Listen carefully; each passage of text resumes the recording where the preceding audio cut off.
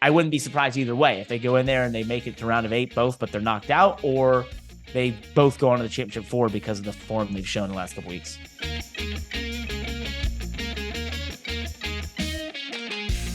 Hello, everyone. Welcome to Cup Connection. I'm Mike Massaro, and we are lucky enough to have a great guest again this week from NBC Sports and, of course, an Xfinity Series driver full-time. Parker Kligerman is with us. Parker, hey, man, great to have you here. Good to talk with you again. And congratulations on a great season and an extension for 2024. Yeah, thanks, Mike. Great to see you, man. It's been a really cool year, especially the second half in terms of our results and what we've been building here at Big Machine Racing. And just sort of, when I look at all the stats since Nashville, we have just been on an upswing, and that's been so cool, right? Because it just feels like all this stuff we did in the first half of the season, we had to work on so many little things you just couldn't see, you can't see at the track, but there were so many behind the scenes things that all came together. And when they did, we started getting results. And then, of course, Scott was and this team and I, looked at it and said, we want to do this again. Yeah, let's do it. So, I'm really appreciative of Scott Borchetta and allowed me this opportunity and to continue building this race team and seeing where we can take it. But we got a lot to play for this year, obviously, with the playoffs coming up. And I think, we can surprise a lot of people. If we're doing the results we're doing now, I mean, the sky is the limit for what we can accomplish here as we get in the playoffs. Yeah. So how do you look at your playoff opportunity? So obviously we've got 2 more races, but with our points buffer, I feel like if we just do what we've been doing, we're going to be fine. I mean, if we've been, in terms of finishes, we're like top 3 in the series the last, I think, or maybe top 2 in the last 5 or 6 races. The last 11, we're in the top 5 in finishes. We just need more stage points. So that's been our Achilles heel this year has been stage points. And it's funny, right? Like, I didn't really race full time since we've had stage points. So whenever I did my part-time stuff, I didn't care, right? I didn't care about stages. Now I really care about stages. Yeah. Well, I did and I didn't. They were opportunities to flip the field and to take, for strategy, but I didn't care about the points ever. And now I've been in a position where it's like all I care about is stages and they happen so quickly and they pay so much. So, the first one in an Xfinity race is 30 or 40 laps in. Well, that's like a, 20% of the race, maybe, less. So it's a massive reward for a very short amount of laps. And you do that twice in a race. So we've got to score stage points, but if we can be in the top 10, which we're basically been everywhere for the last 12 weeks or so, we'll be fine. I listened to your post-race comments after Daytona while you were trying to pick up a drafting partner late in the race. And all I you got anyone? All I could think of was a phrase that a good friend of mine had coined. I'm talking about Alan Bestwick. Alan used to call that the politics of the draft. Would you agree in that situation? Yes. And normally the politics in the draft is a little bit more linear. It's show you have a fast car, you know what to do with it, and you know how to control it. And if you do those things over the first third of the race, for the next portion of the race, there's going to be a lot of cars that want to work with you, and you're going to have a lot of friends. What happened to me the other night was one of the more unique situations I've ever been in my entire life, which is that when I was hopping in that race car, I knew there was 3 Colleague cars that weren't going to work with me, 2 RCR cars that weren't going to work with me, 2 Stewart-Haas Racing cars, and 4 Junior Motorsports cars that weren't going to work with me. That's basically the top 12 that you have out there that did not want you to be up there. So I went into that race mentally thinking, I am going to have to force my way into the front and absolutely force myself into positions at the front to stay there.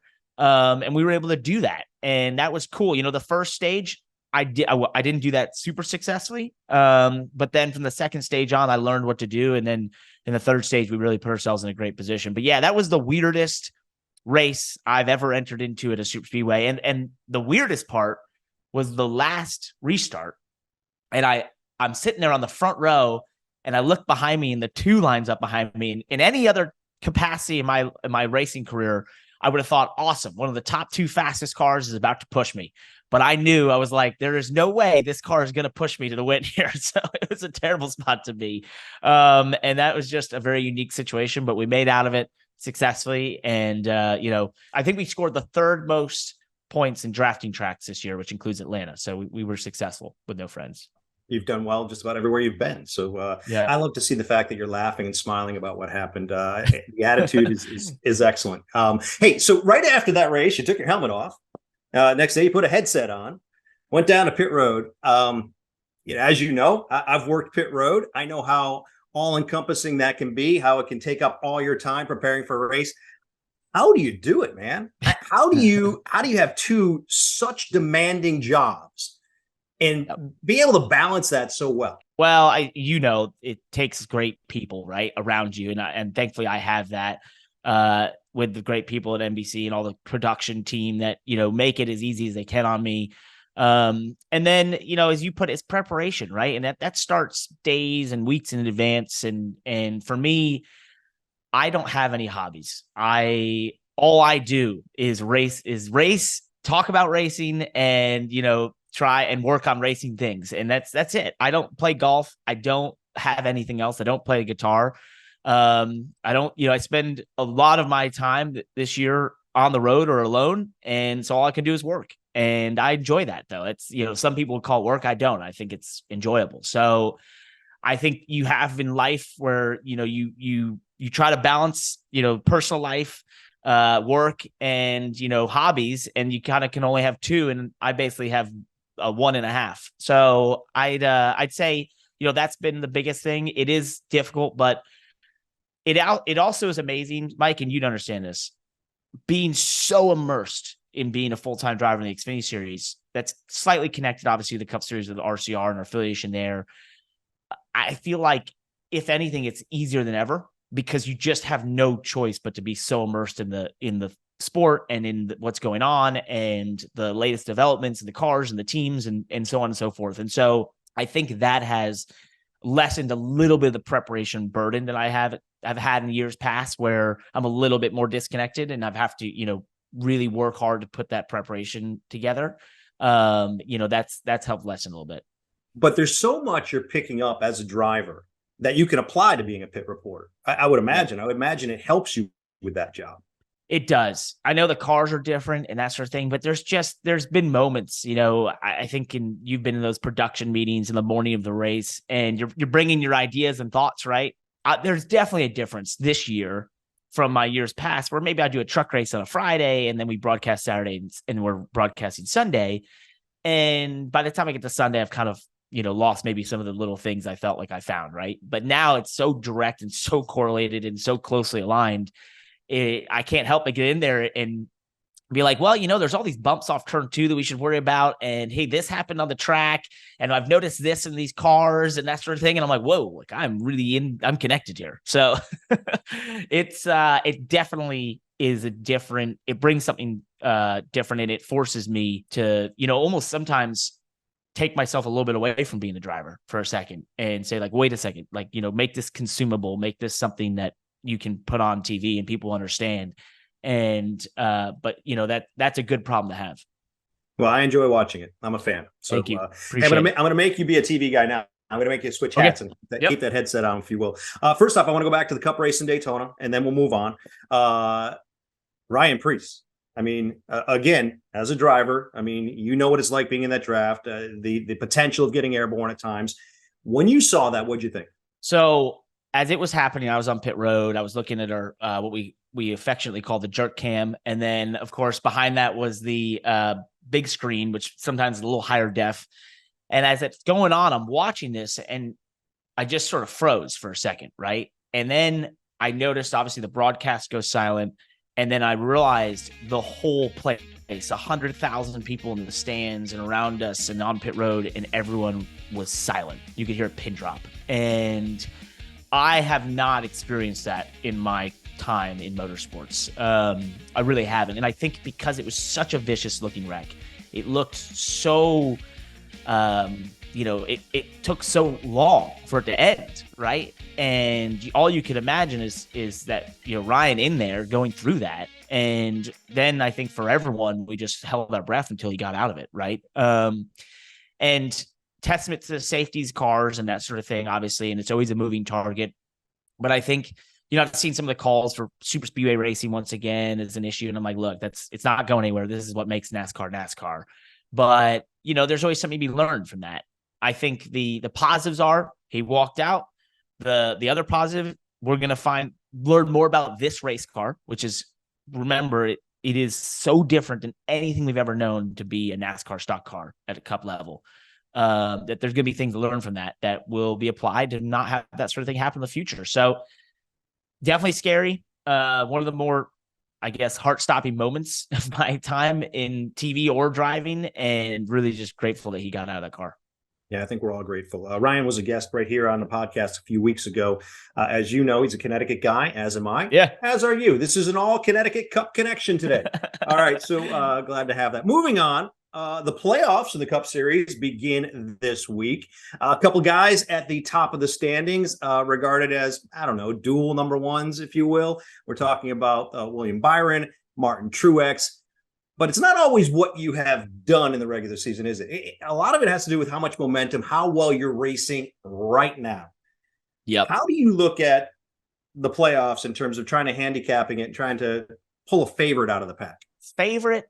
I mean, your numbers, as you said, from past performance of William Byron and Martin Truex obviously leans that way. I think MTJ will be amazing at Darlington. The qualifying lap he did there in the spring, I cannot stress enough, was one of the most impressive things I've seen in a long time. He basically barreled it off into turn 3 on the wall, won the pole in a lap that I was just like, you can't prepare for that. You can't practice that.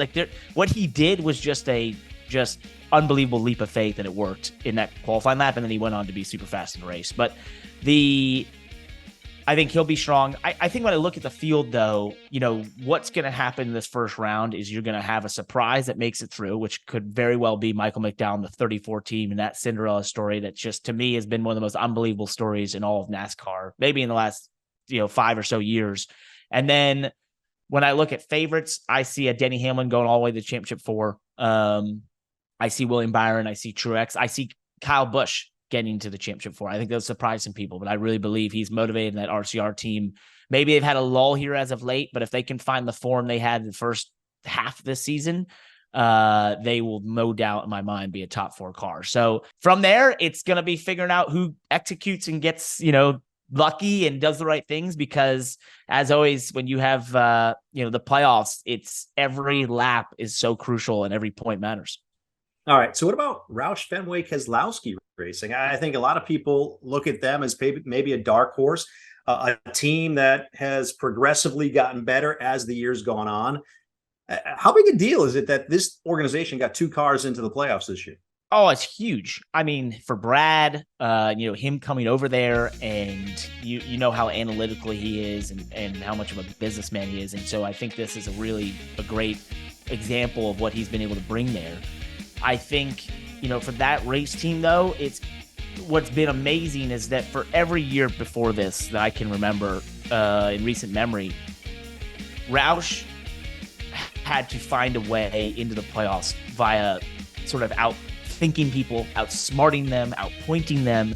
And for the first time in recent memory, they have entered the playoffs with speed and winning. And so that is entirely uncharted territory. So to handicap them, I don't really know, because I haven't seen this out of this organization before, at least in the last 5 or 6 years. There's just no way. I don't think any of us have. So I don't really know what they're going to bring, right? Did they find something in the last couple of weeks that's going to carry over, or do they, find that they can't really push it that far in the playoffs? If there's more scrutiny, is the team, throughout the whole organization prepared for, 3 race sprints, right? That of connecting 3 races together and executing at that level. I just think, I know they're winning and I know they're doing a great job, but when I look at a organization that obviously has a long history, but in its current form is young, I think there's question marks there as to, what can they really do? And I could be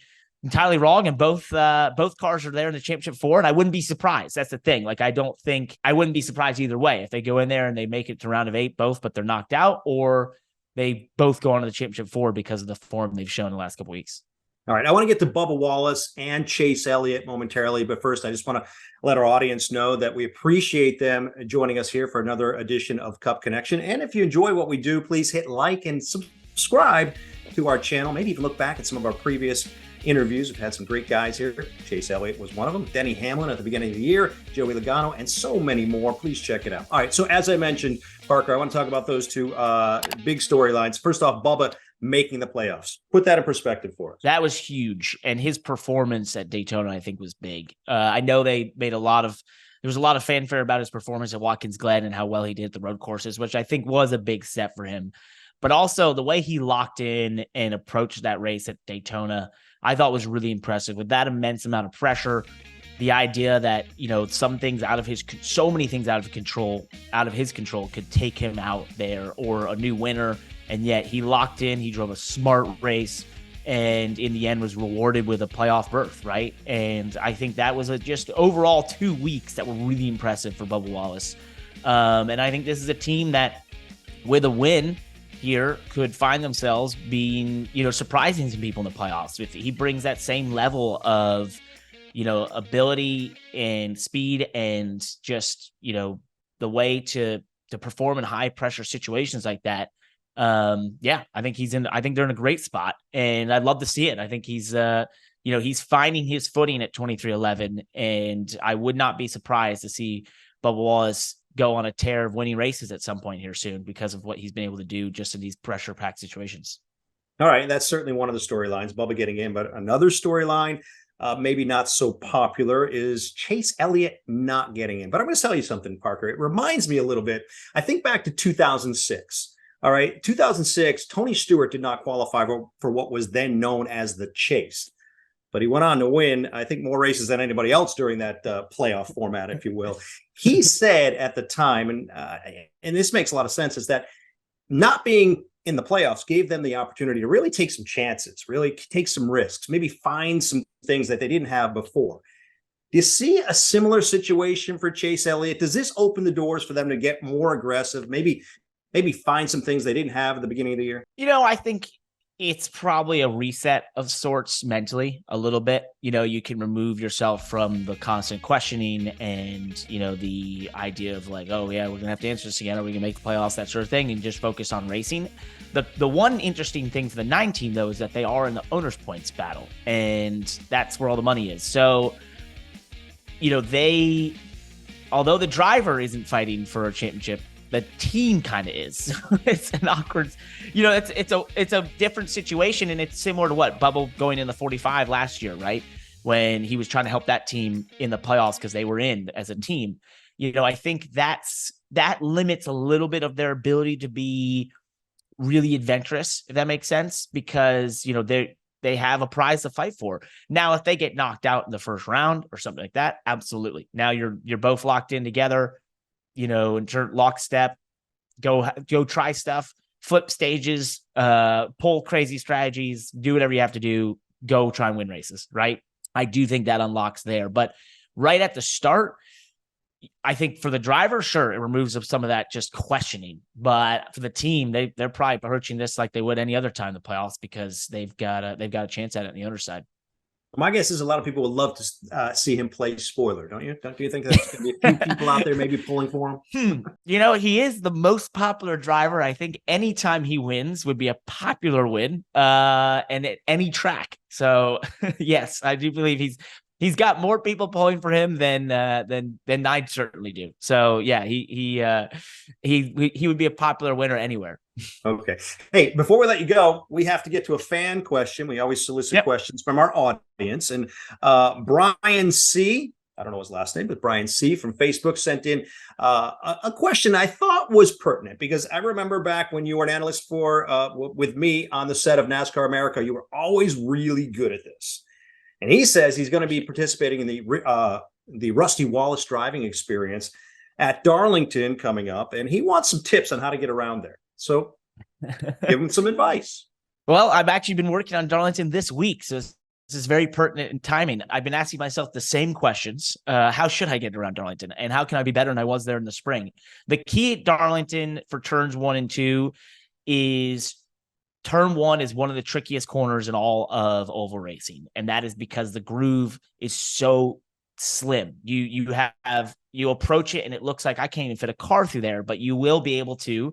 You can use a little bit of the apron to make the car turn. From that point onward, though, you got to treat between turns 1 and turns 2 like a straightaway. So that's where you're letting the car, oh, you're in a corner. It's almost like you're going straight, you're full throttle, and then adjust and set up for turn 2, which will have a ton of grip because of the patch.